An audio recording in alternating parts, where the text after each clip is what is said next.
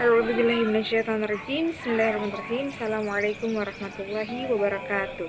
Perkenalkan, nama saya Rizky Amanda Putri dengan NIM 12014018 dari Prodi Psikologi Islam kelas 3. Tahap rekrutmen, selection, and placement ini ada beberapa tahap-tahap yang harus kita lakukan untuk mencapai hal tersebut. Yang pertama itu perencanaan SDM. Perencanaan SDM ini harus sesuai dengan tujuan organisasi, sebanyak mana karyawan yang dibutuhkan, bagaimana pencapaiannya, dan bagaimana targetnya yang harus dilakukan. Setelah kita sudah merancang perencanaan SDM sesuai dengan tujuan dan berapa banyak karyawan yang kita butuhkan, kemudian yang selanjutnya yang akan kita lakukan adalah proses rekrutmen, yaitu adalah proses pencarian atau pemerolehan sejumlah karyawan, yang mana itu memungkinkan perusahaan dapat menyeleksi orang yang paling tepat untuk mengisi lowongan pekerjaan tersebut.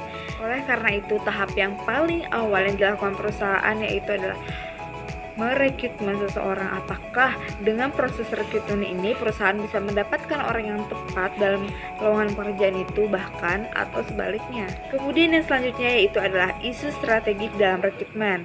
Nah, yang mana proses rekrutmen ini harus konsisten dengan strategi, visi, dan nilai-nilai organisasi. Kemudian proses rekrutmen ini harus bisa dilaksanakan dengan secara efektif dan efisien. Kemudian yang selanjutnya yaitu adalah proses rekrutmen ini harus dibarengi dengan kemampuan perusahaan dalam mempertahankan karyawan terbaik. Selanjutnya yaitu metode rekrutmen. Metode rekrutmen ini terbagi menjadi dua bagian, yaitu metode rekrutmen internal dan metode rekrutmen eksternal. Metode rekrutmen internal ini terbagi lagi menjadi tiga. Yang pertama itu ada job posting, yang mana ini memberikan informasi kepada calon pendaftar bahwa adanya lowongan pekerjaan. Yang kedua yaitu job bidding, pengajuan lamaran jabatan, yang mana prosedurnya yang memungkinkan para karyawan yang memenuhi syarat ini bisa daftar sesuai dengan jabatannya. Yang ketiga yaitu ada referensi karyawan, yang mana karyawan ini secara aktif mengajak teman-temannya untuk daftar di lowongan pekerjaan tersebut.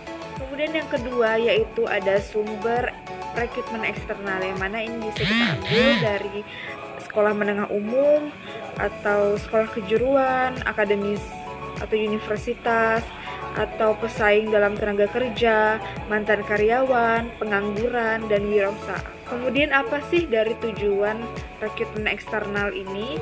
Nah, tujuan dari rekrutmen eksternal ini bisa untuk mengisi jabatan-jabatan tingkat pemula. Kemudian bisa juga mendapatkan keterampilan-keterampilan baru yang tidak dimiliki karyawan saat ini. Kemudian bisa juga dengan memperoleh karyawan dengan berbagai macam latar belakang dan keragaman ide. Dan yang selanjutnya adalah seleksi. Ketika kita sudah merencanakan perencanaan SDM, kemudian kita sudah melakukan rekrutmen, yang ketiga yaitu seleksi, yang mana seleksi ini adalah evaluasi kecocokan tenaga kerja apakah sudah sesuai dengan persyaratan tenaga kerja dan budaya organisasi kita. Nah, siklusnya seperti ini. Ketika kita memerintahkan karyawan yang aktif ini bisa menyebarkan informasi-informasi bahwa adanya lowongan pekerjaan, maka si calon karyawan tersebut telah mendapatkan informasi yang tersebar tentang lowongan pekerja tersebut. Kemudian ada yang namanya pemasukan CV atau lamaran pekerjaan. Nah, di situ mereka bisa mengisi biodata-biodata yang tertera dan pengalaman-pengalaman kerja yang mereka miliki. Ketika sudah mengirimkan CV, maka ada panggilan selanjutnya yaitu tes kerja atau psikotes, yang mana itu bisa menjadi nilai atau bahan untuk mereka tes selanjutnya. Tes selanjutnya yaitu tes psikologi. Ketika nilai dari tes kerja atau psikotesnya ini bagus, maka dia akan melanjutkan di tahap tes selanjutnya, yaitu tes wawancara psikologi.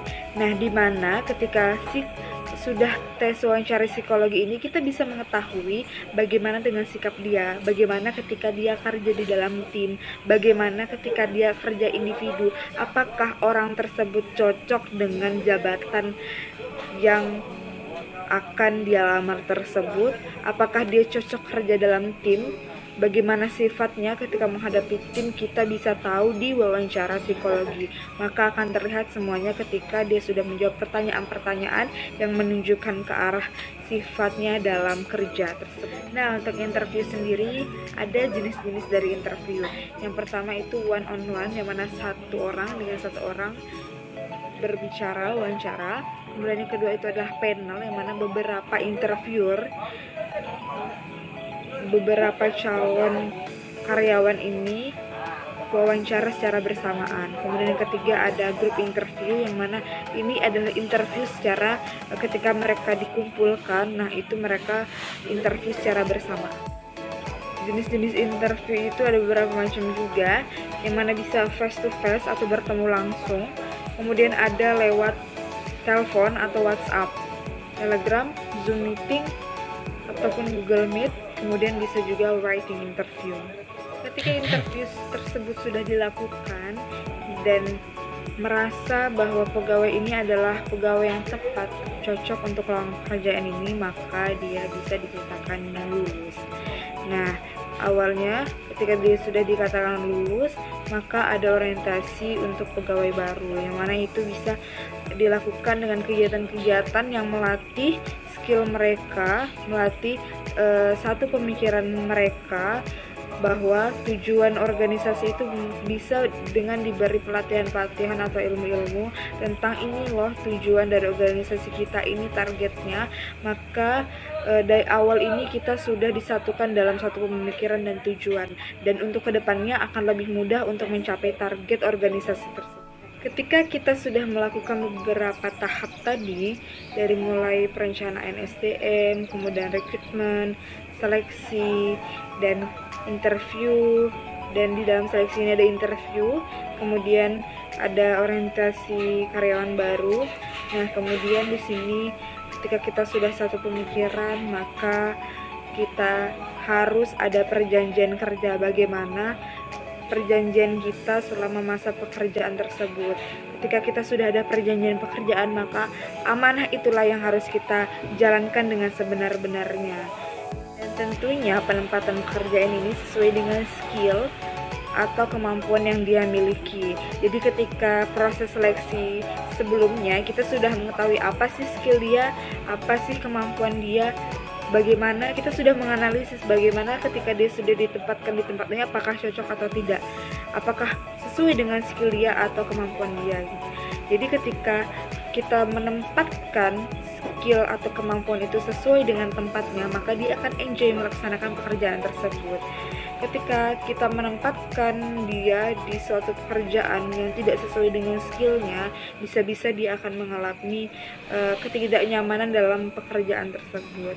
Jadi untuk penerima jabatan atau penyeleksi jabatan, maka kita harus mempunyai ilmu untuk menganalisis skill dan kemampuan seseorang dalam jabatan tersebut. Baiklah, sekian penjelasan singkat saya tentang